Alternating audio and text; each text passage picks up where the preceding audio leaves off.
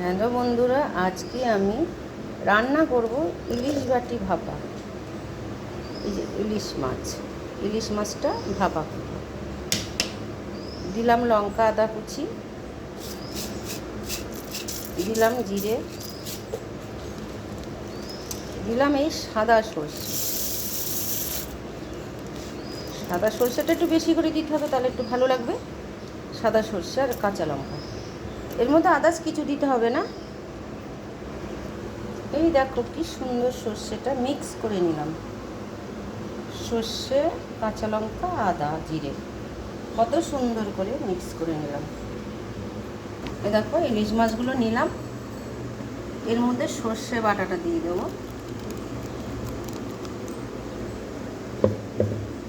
তার মধ্যে হলুদ দেব,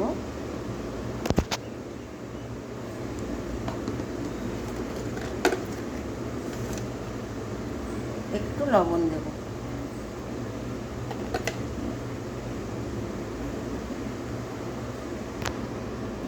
এবার এটাকে তেল দিয়ে ভালো করে মিক্স করে নেব।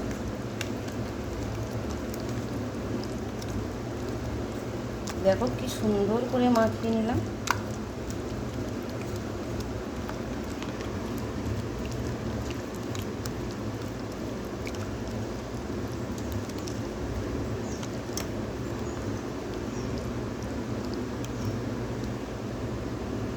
তেলটা একটু কম চাই, একটু দিয়ে দিই। ও কালারটা কত সুন্দর হয়েছে দেখো।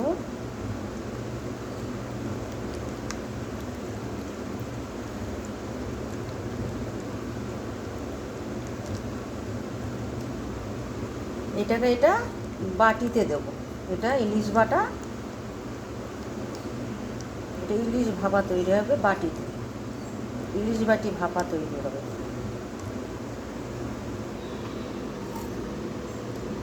এই যে ইলিশটা এখন বাটিতে সাজিয়ে দিচ্ছি।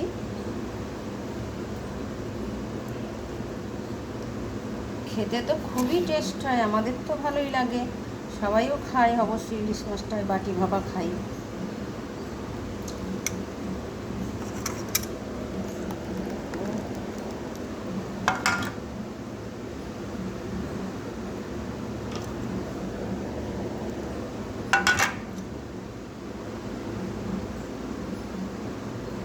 এর মধ্যে এবার কটা কাঁচা লঙ্কা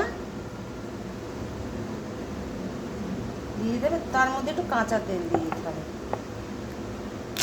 ইলিশ তেলই ভালো লাগে, ইলিশের তেলটা দিয়েই ভাত খাওয়া হয়ে যাবে খুব সুন্দর করে।